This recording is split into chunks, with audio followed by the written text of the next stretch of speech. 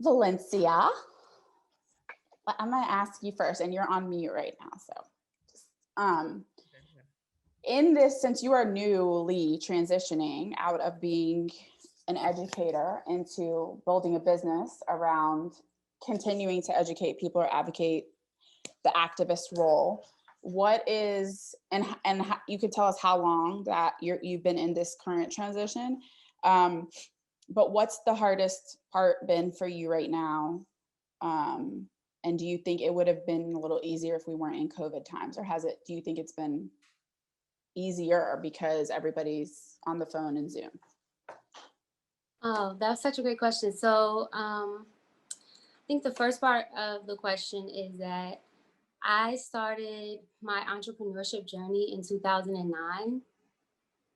I have LLCs and 501c3s that date back so long. The reality is, though, I didn't know what to do with those things. And I read books, I did research, but I didn't know how to expand them. All I knew how to do was get grants. Like someone said, get grants. Yeah. But I didn't have time to write grants. So I started to use social media to garner funds, and that really worked. We were able to garner $23,000 in like a day. Wow. Like that was like we were moving, and we didn't invest it. Like we just took the girls on the trip. Like we were just like up. I hate to say it, but this is how I phrase it. It was a poverty mindset, like paycheck to paycheck with my own nonprofit organization, because I didn't know any better. So COVID was a saving grace because we couldn't take the girls anywhere. We couldn't do anything anyway. So it gave us time to be like, well, what are we doing? The exposure that I had from other organizations, including EYL, I started being able to take time during COVID to really comb through what am I doing? And then what do I want to do? That's been the hardest part. So what do you want to do? Yeah, what do I want to do? You know yet? I feel really good. I don't know if the moons have changed. I got to ask my homegirl, like, what's up? Because the clarity that I have right now, it feels like none of the old stuff is there anymore. You know, so it's not hard anymore to realize, like even right now, when I say I'm resigning from the school system with grace, I looked at everything that I was tasked to do. I listed it and I looked at what do I never want to do again. So how do I make sure that this is a seed that I plant in the system so that someone else can carry the torch? Because this is not my joy. Somebody else probably likes to do this piece, but I don't want to do this. But I have to. It's a part of my responsibilities. As I'm leaving, I'm never doing this. And then what part do I love? And so now that I'm finding out what I love, oh my gosh, the lean in has been amazing. So it went from hard to being the most easy, enjoyable journey. Okay, I love it. I wanted to say one thing, just to remind the earners to start asking yourself some of these questions, like, what do I want? What do I like to do? Because sometimes we get stuck in a rut. We're like, we're living the same day over and over again. But I really want the earners to like self-reflect as we're going through this and think about yourself in these stories. So just want to throw that in there. Yeah, no, I love that. Danielle, do you want to answer a similar question about, you know, you went from corporate to home life, coming home to run the home, which is a huge. And I could never do, it's so interesting. Like you and Valencia, I think we've all had these prep conversations and we've been vibing, but you know, my husband was an educator, just like Troy, and then he became a principal. And I wanted to divorce him because he was never home.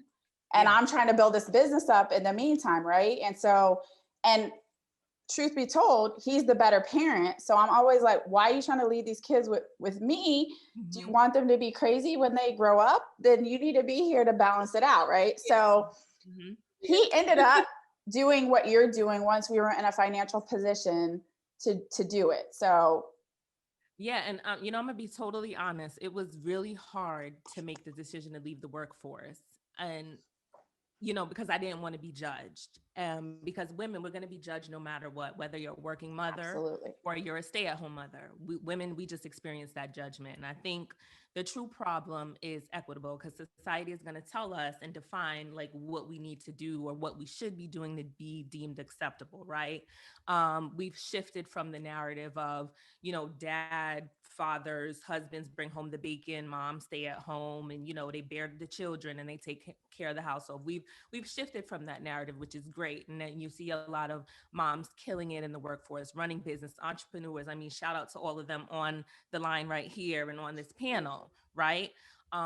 However, you still have judgment either way. Like either it's like, how can you leave the kids and go run $1 billion business? Or, how are you just staying home and not contributing? And I struggle with that. It was like, how am I adding value? What am I bringing to the table? Women, we keep our little side bank accounts. We do. Let's be real. So, because I don't need my husband questioning some of my purchases. So we got to keep it real. So it was hard for me to say, all right, let me just stay home with the kids. And one, to your point, Rabia, like the kids drive you crazy. It's like all day. It's like, it's tough, right? You need balance. But I had to realize and take my feelings out of it and understand that I'm now supporting my husband, who is working really hard and I'm so proud of. And I'm now giving him the freedom to not even have to worry about this household, because I'm gonna hold it down, because his success is our success, right? And I'm also benefiting because I'm learning from him, and we're having good conversations, and we're exposing our children to new things, and I'm exposed, and we're exposed to new things. So I think once I was able to recognize and realize and be comfortable that my contributions now are physical and emotional to my children, instead of thinking like I need to bring something to the table financially when, we're doing okay. I think we're doing all right. And knowing that how much we're growing, I realized like, okay, I'm good with this. I know my place right now. I'm comfortable, and that doesn't end here. Like I could easily consult or, start a business, but right now I'm comfortable saying I want to focus all of my efforts on my children, and supporting my man, because that's where the need is right now. Right. Love And it. we're building together. That's right. Together. And Danny, I love that you're on the call because, EYLU is really focused on entrepreneurs. And I want women to know if they need to take a step back, that's okay. Like there's nothing wrong with, we have people on the panel letting you know that if you need to focus on your family or, go back to school, whatever it is, whatever feels right for you, there's nothing wrong with that. Even if your friends are on to their third business, you know what I mean? Absolutely. Like, we love that you're on the panel and sharing your stories. Yeah, and I would just say, to add on to that, whether you need to or your partner does, because it can be, it's the balance is different depending on everybody's situation, but it definitely takes a special person. And my husband's been able to go back to school full time, and he's working on his PhD in special education leadership.